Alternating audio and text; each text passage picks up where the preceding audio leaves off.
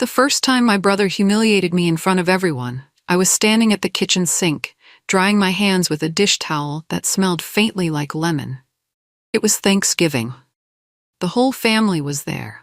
Mom setting out mismatched plates, cousins laughing on the couch, that soft hum of old jazz playing from Dad's ancient speaker. Then out of nowhere, Danny raised his voice from across the room. "So you still playing pretend with stocks? Or did you finally get a real job?" His words sliced through the room like a bad chord. Forks paused midair. Someone coughed. I felt my ears burn as every pair of eyes turned toward me, waiting to see how I'd respond. I laughed, or tried to. "It's not pretend. I'm learning a lot, actually." Danny smirked, that same smug look he wore all through childhood when he beat me at board games and rubbed it in for hours. "Come on, Liv. You live in a one-bedroom above a laundromat. What are you gonna do? Invest your sock drawer?" They all laughed. Even Mom didn't say anything. I remember clenching that dish towel until my knuckles went white. I wanted to scream. I wanted to disappear. But instead, I just smiled and nodded, like always. They thought I was a joke. Looking back, I think that moment was the final straw that pushed me to make a silent promise. I never wanted to feel that powerless again. My brother had always teased me, but that day, something changed inside me. Before, his jabs had been about my clothes or my taste in music. This time, he targeted the one thing I was holding on to with all my heart: my dream of investing. I didn't grow up craving luxury or expensive cars. I just wanted to stand on my own feet and never have to beg anyone for help. It wasn't about getting rich. It was about making my own choices without waiting for approval. That night, after the dishes were put away and the guests left, I remember lying awake in the tiny bedroom above that laundromat, listening to the constant rumble of washers and dryers below me. My face felt hot with shame, but also with a growing sense of determination. If he wanted to laugh at me, fine. If everyone else wanted to roll their eyes at my so-called pretend with stocks, that was their choice. But I was done letting them define me. I would learn, grow, and figure this out, alone if I had to. I threw myself into learning with a fierceness I had never felt before. It started with a dream, just a flicker in my mind that someday I could create safety for myself, a kind of safety that didn't vanish if someone decided to cut off support. So I studied. I read every blog post and watched every late-night YouTube video on market analysis, silently hoping no one would hear the commentary through the thin apartment walls. It was cold in that place, and I barely had enough money to turn the heat on. Instead, I'd bundle up in an old sweater with holes in the sleeves, sipping cheap instant coffee. Some nights, my eyes stung from exhaustion. Other nights, I could barely focus because of the headache that came from stress and hunger. But a part of me felt alive, like I was planting seeds in secret. Whenever my friends invited me out, I made excuses. I told them I was swamped with work. Truth was, I was broke, tired, and obsessed with making this investment path work. Despite the loneliness, I found a strange sense of purpose in those quiet hours, chasing a future I wasn't even sure existed. My family did more than doubt me. They shamed me. It wasn't just Danny throwing snide remarks. It was the way Mom pursed her lips in disapproval whenever someone mentioned my name. Dad would sigh and say, "She's just figuring things out." Like I was some wandering soul with no direction. My cousins, who once giggled with me about high school crushes, started avoiding me at gatherings. When we did talk, they asked me if I'd found something stable yet. As if my life were an unstable house made of flimsy cards, ready to collapse any moment. I remember one Sunday dinner at Mom's place. Danny passed around his phone, showing memes about broke traders. Everyone laughed. They didn't realize it cut me more deeply than any insult about my hair or clothes. I tried to defend myself, saying I was studying markets, saving every penny, taking it step by step. But they just blinked at me and changed the subject. It was like screaming in a soundproof room. My words vanished the moment they left my lips. I wanted their support, or at least their understanding. But all I got was mocking silence, or, worse yet, their polite dismissal. There was a night I came home from my day job, packing orders in a dusty warehouse, so exhausted I could barely hold up my phone to watch the market recaps. My shoulders ached from lifting boxes, and my fingers felt stiff as I typed in tickers, trying to keep track of my watch list. I remember wishing I had someone to believe in me, or at least someone to share the small progress I was making. But nobody asked, and I was too worn out to fight for their attention. In the faint glow of my laptop, the stocks flickered, and I felt a tiny spark of hope. Sometimes that spark died by morning, replaced by frustration and self-doubt. But more often, it stayed, guiding me forward. I started to realize that I didn't need everyone else to cheer for me. I just needed to hold on to that dream of independence. Whenever my brother's voice popped into my head, calling me foolish, I'd push it aside by envisioning a future where I didn't rely on him or anyone else. I might have been invisible to my family, but I was determined to prove to myself that this path meant something real. I spent years in the dark, figuratively and literally. My apartment's single window looked out onto a brick wall, and the fluorescent light in my kitchen buzzed so loud it felt like a wasp trapped in my skull. During those years, no one saw me staying up until sunrise, crunching numbers on a battered notepad. No one noticed when I finally started to piece together the concepts of support and resistance levels, or when I began to intuitively sense market shifts. My phone's alarm would jolt me awake at 6 a.m. for my warehouse job, and I'd shuffle through the day like a sleep-deprived ghost. Then, I'd come home, eat a cup of ramen if I was lucky, and dive right back into the world of earnings reports and price-to-earnings ratios. The only person who ever saw glimpses of this was the elderly woman who lived downstairs. She'd ask why my lights were on so late and if I was chasing ghosts or something. I'd laugh and tell her I was learning about the stock market. She'd nod politely, probably thinking I was a bit odd. But in her nod, I found more acceptance than I ever got from my own family. The truth is, I made a lot of mistakes. In my first year of investing, I lost a chunk of my small savings on a hot tip that went cold fast. I cried so hard that night, sitting in my drafty living room, shaking as I realized I'd have to skip paying some bills until my next warehouse paycheck. I felt stupid. I hated myself for being gullible, for thinking I could outsmart the market when I barely had a clue. But each failure taught me something. I learned how to manage risk, how to read between the lines of flashy headlines, how to keep my emotions in check when stock prices soared or plummeted. Slowly, I found a strategy that felt right. I'd focus on companies I believed in, ones I researched so deeply I could recite their mission statements in my sleep. Sometimes, I'd hold them for months or years, letting the steady growth outrun the short-term noise. My gains were small at first, just a few dollars here and there, but each one felt like a tiny victory. And with every step forward, I felt a little more certain that this was the path I was meant to walk, even if I was walking it alone. Over time, those small wins began to stack up. I had no one to celebrate with, so I'd treat myself to a slightly better brand of coffee or splurge on real takeout instead of cooking sad pasta in my tiny kitchen. Still, I kept quiet about it all.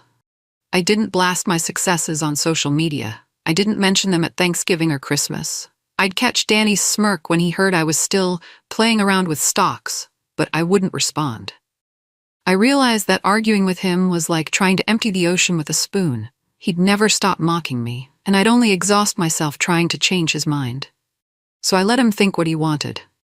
Let the family call me the dreamer who had her head in the clouds. I took comfort in watching my portfolio grow bit by bit, like a plant pushing roots deeper into the soil. While my friends bragged about new clothes and nights out, I quietly stacked up shares in companies I believed would thrive. I found peace in that. It was mine, untouched by anyone's laughter or disbelief. And that quiet progress felt more real than any validation they could ever give me. Then, there was the breakthrough, an almost magical shift that happened last year. I had invested in this small tech company that was working on security software. I'd read every article, listened to every interview with their CEO, and spent sleepless nights analyzing their competition. Something about them felt stable, like they had the right mix of drive and innovation to make it big. I bought in when their shares were so cheap, I was honestly scared they'd implode. But I held on, quietly, while the company grew under the radar. Then they announced they'd be going public on a bigger exchange. The day it happened, my modest holdings skyrocketed. Over time, through careful reinvestments in other solid companies, My entire portfolio swelled to a staggering $35 million, a number that felt surreal, but also deeply validating. I stared at my account balance and felt a strange calm wash over me. It wasn't just about the money, though, trust me, I appreciated the financial relief. It was about knowing I hadn't just gambled, I had done my homework. I had believed in something when everyone else thought I was wasting my time. And that day, I felt a sense of relief so pure it made me want to cry. I didn't change my life overnight. Even with that breakthrough, I stayed in my warehouse job a while longer, unsure if the success was just a lucky streak. I wanted more than a one-time win. I wanted sustainability. So I kept reinvesting my gains, spreading them into new opportunities I believed in, and letting the money grow slowly. All the while, I kept quiet at family gatherings. At Christmas, when Danny teased me for not bringing lavish gifts or flaunting new clothes, I bit my tongue. I was wearing the same coat from 2 winters ago, and he made a snarky remark about how I must still be broke. I just smiled and shrugged. Inside, I felt a little spark of pride, knowing my portfolio was growing in ways he couldn't imagine. But I refused to brag. I'd seen how quickly fortunes could turn, and I didn't want to jinx anything. Plus, a part of me felt that if I started talking about it, I'd be inviting him to weigh in, and I wasn't ready to hear more of his opinions. Silence felt safe. Silence felt like power. So, I watched, learned, and grew in my quiet corner of the world. That quiet corner expanded into a turning point in my life when I finally allowed myself to dream of something bigger than just surviving. I realized I could actually leave my job, so I did. I put in my notice, and nobody understood why. My supervisor gave me a confused look. "You're quitting? Did you find something better?" I simply said, "I'm moving on," and left it at that. When I stepped out of that warehouse for the last time, I felt a weight lift off my chest. For the first few weeks, I was scared, waking up each morning thinking, what have I done? But then I'd open my laptop and work on my portfolios, track new opportunities, and keep refining my strategy. I told myself that if I ever felt unsteady, I could find another job. But deep down, I sensed that chapter was done. This was my shot at building the life I wanted, without letting anyone else define my worth. No more ignoring my own dreams because someone at the dinner table might laugh. And for the first time in my adult life, I felt like I was living on my own terms, stepping away from everyone else's expectations. Months passed, and one day, Danny found out about my success in the most random way. He called me on a Monday afternoon, which was odd because he never bothered to just check in. I almost ignored the call, but curiosity got the better of me. He sounded cautious, like he didn't know how to bring it up. Finally, he said, "Hey, so I heard you're doing okay now. Like, really okay. Is that true?" I let the question hang in the air for a moment. My first instinct was to snap back with something snarky. "Why do you care?" But I didn't. Maybe part of me wanted to see if he'd try to apologize or at least acknowledge how he'd treated me. So I just said, "Yeah, I'm okay." The silence stretched. I could almost picture him standing in his living room, fiddling with his phone, trying to figure out what to say next. Then he asked, "How'd you do it? I mean, are you still doing that stock stuff?" I answered simply, "I am." And I guess it worked out. There was a tension in his voice, a mix of disbelief and something close to respect. It was the first time I'd ever heard that tone from him. After that call, I sensed he was fishing for details. Part of me felt good, like I'd finally earned a small piece of the recognition I'd never gotten before. But another part felt wary. I'd spent so long building my life in private, free from their judgments. Letting Danny in felt like opening the door to all those past hurts. I didn't want to be reminded of the Thanksgiving humiliation or every snide comment he made when I was just getting started. So I kept the conversation brief. I didn't brag or rattle off numbers about my portfolio. Instead, I gave him broad strokes. I said I'd spent years studying and carefully picking my investments. I mentioned the company that went public, but I didn't share exactly how much I'd earned. I didn't see the point.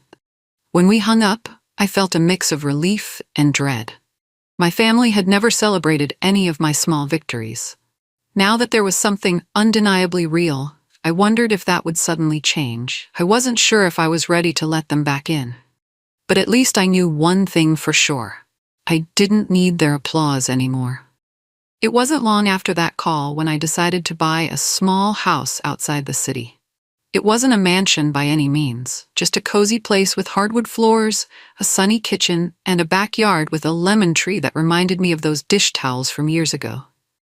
I still drove my old Civic, and I still wore my thrift store sweaters, but the house felt like a sanctuary, a testament to all those nights I believed in myself when no one else did. I painted the walls soft colors, put up simple shelves, and filled them with books on investing and personal growth. It was the first time in my life that I had a space I could truly call my own. On warm afternoons, I'd sit on the small back porch and watch the sun filter through the leaves of the lemon tree. Sometimes I'd think about how much had changed, how far I'd come from that cramped apartment above the laundromat. And other times, I'd remind myself to stay humble, to keep learning, to not let success go to my head. Because this journey had never been about flashy triumph. It was about peace, freedom, and proving to myself that I could do it. Then came the visit. A few weeks after I moved in, Danny showed up unannounced, pulling into my short driveway in his SUV. He stepped out, looking around like he was stepping onto another planet. I greeted him at the door, unsure of how this reunion would play out. He walked through the living room, running his hand along the clean wooden surfaces, peeking into the small kitchen. The sunlight streamed in through those big windows, lighting up the space in a gentle glow. "Wow," he said, sounding almost impressed. "Didn't think you'd actually pull it off." I just nodded, offering him a seat at my small dining table. My stomach churned with a mix of nerves and pent-up frustration.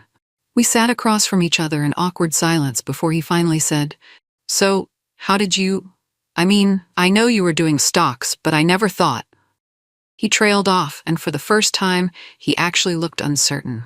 I explained in the simplest way that I'd spent years researching, investing carefully, and letting time do the rest. He stared at his hands, and then he mumbled, "You should have told us. Maybe we'd have taken you seriously." I smiled politely. "That was never the point," I said. As we talked, I noticed how different Danny seemed. Gone was the cocky grin, replaced by a sort of strained politeness. He confessed that his job was shaky and that the company he worked for was planning layoffs. He said he was worried about paying his mortgage if he lost his position. The old me would have jumped at the chance to say, "Oh, so now you need my help?" But I just sat there listening. For a moment, I saw him not as the brother who mocked me, but as a person scrambling to hold his life together. He asked if I could teach him how to invest. "Help me get started," he said, his voice halting. My heart pounded. I remembered all the times he belittled my dream.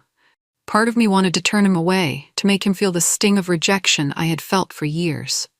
But I found myself taking a slow breath, thinking about how my journey was never about revenge. I told him I could guide him, but I wouldn't hand him money or give him shortcuts. "Discipline," I said quietly. "That's the only real secret." He looked disappointed, like he wanted something immediate and easy. But that was my offer. He left shortly after that, and as he walked out, I caught a glimpse of his old swagger returning. I think he expected me to say I'd give him a stack of cash or reveal a hot stock tip that would solve his problems overnight. But that wasn't me, and it never had been. I felt a surge of conflicting emotions: pity, pride, sadness, and a strange sense of closure. For so long, I'd carried the weight of his words, feeling like I had to prove myself worthy of his respect. But when he finally came seeking my help, I realized I didn't crave his approval the way I once did. I offered knowledge, not a handout, and if he chose to ignore it, that was his decision.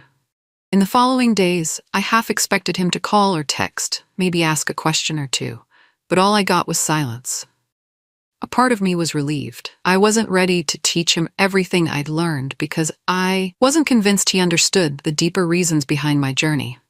Another part of me felt a quiet sadness because despite everything, he was still my brother. But it was his move to make, not mine. In the weeks that followed, I found myself thinking about the real reasons I had poured my life into investing. It was never about proving Danny wrong. Sure, his mockery stung, and sometimes it fueled me to work harder. But at its core, this journey was about me stepping out of my own shadow. I wanted the freedom to choose my own path, to never again feel like I was begging for scraps or nodding along just to keep the peace. The money was a tool. It let me quit jobs that drained my spirit. It let me buy a cozy house. It let me breathe easier when unexpected bills arrived. But the real victory was internal. I felt whole in a way I never had before. When I woke up each morning, I didn't dread the day or worry about how I'd make it until payday. I found joy in small things. The way sunlight filled my kitchen, the smell of fresh coffee, the hush of the early market hours when I'd check my positions. This wasn't a flashy victory. It wasn't plastered on billboards or flaunted on social media. It was a quiet, personal triumph that no one could take away from me. Sometimes I thought about the younger version of me, the girl who used to stand at the sink, hands shaking, listening to her brother's jabs. I wanted to tell her, "You'll get through this. One day you'll be free." Because back then, I felt trapped by everyone's opinions.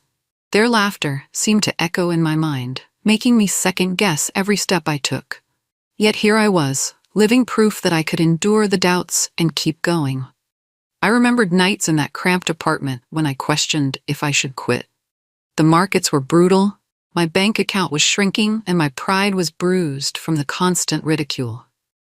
But something deep inside told me to hang on. Maybe it was plain stubbornness. Maybe it was the glimpse of possibility I saw in those earnings reports. Either way, I pressed forward. And now the house, the sense of calm, and the knowledge that I didn't have to rely on anyone else, that was the sweetest payoff. I wasn't waiting for a medal or applause. Instead, I was building a life I could live on my own terms, one day at a time. And that was enough. The more I embraced my new normal, the less I worried about what my family thought. I still showed up to birthdays and holidays, but I no longer felt that old need to justify my choices or hide my achievements. I would bring a simple dish to share, sit quietly through the meal, and let their conversations and jokes pass by without stirring my emotions. Mom would ask, "So are you working now?" with that hint of disapproval. I'd just smile and say, "I'm doing okay," and leave it at that. Sometimes my cousins tried to pry about the house, but I stayed vague. I had learned the power of silence. It kept me out of pointless debates and protected what I had built. Now and then, Danny would make a half-hearted comment like, "Must be nice to have all that free time." I'd shrug, not taking the bait. The old me might have snapped back, bragging about my wins. But I'd grown enough to know that no explanation would change how he saw me. People believe what they want to believe until they decide to see things differently. So I let them believe whatever they wanted. My focus stayed on protecting my peace. Then, one day, I got a text from Danny. "Could really use your advice." I stared at those words for a long time. Part of me softened. After all, he was my brother. Another part of me felt the old hurt bubble up. I remembered the cruel jokes, the eye rolls, the times he made me feel like I was less than nothing. But I'd made a decision when he visited my house. If he truly wanted to learn, I'd guide him. So I replied, "Sure. What's on your mind?" We ended up talking on the phone for an hour.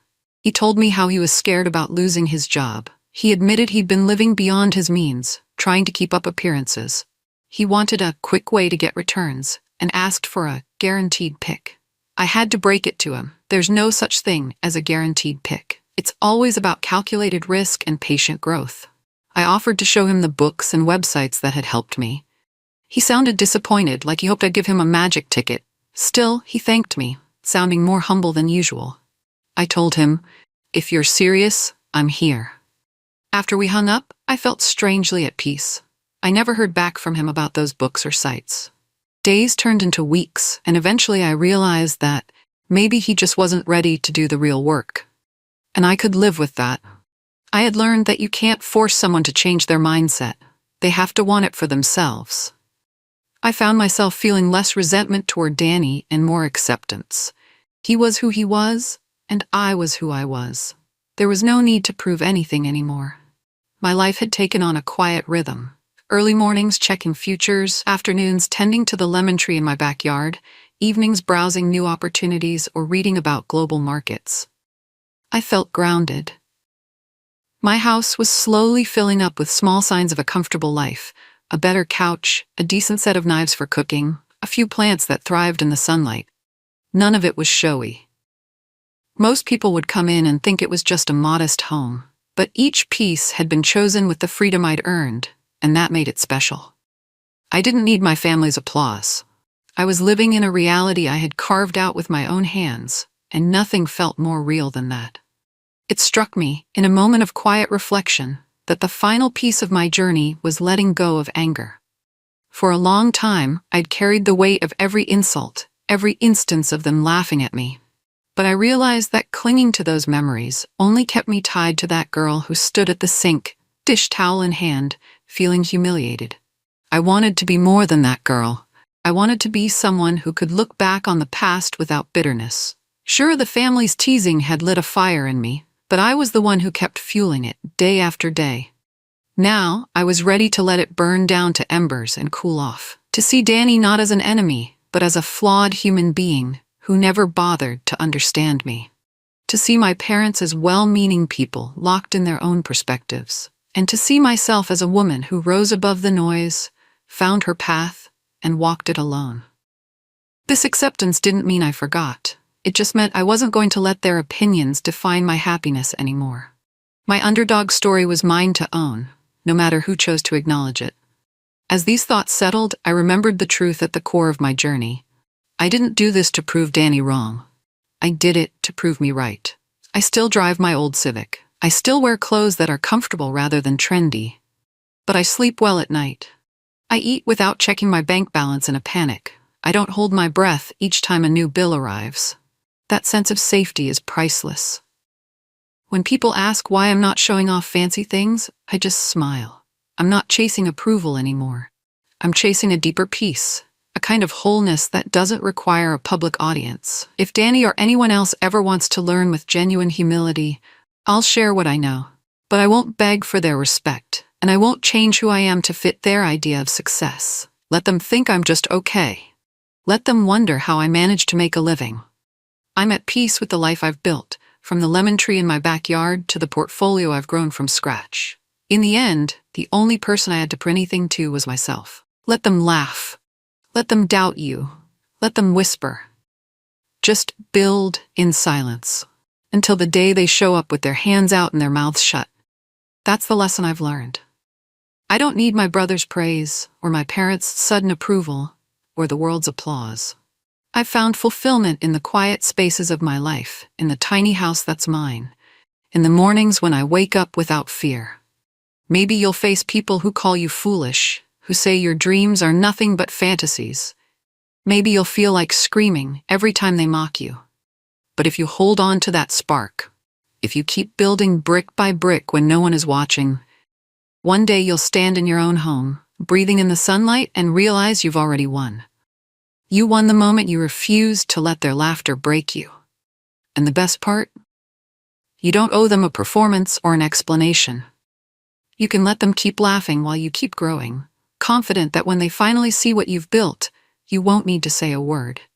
Your life will speak for itself. And that kind of proof is worth more than any applause.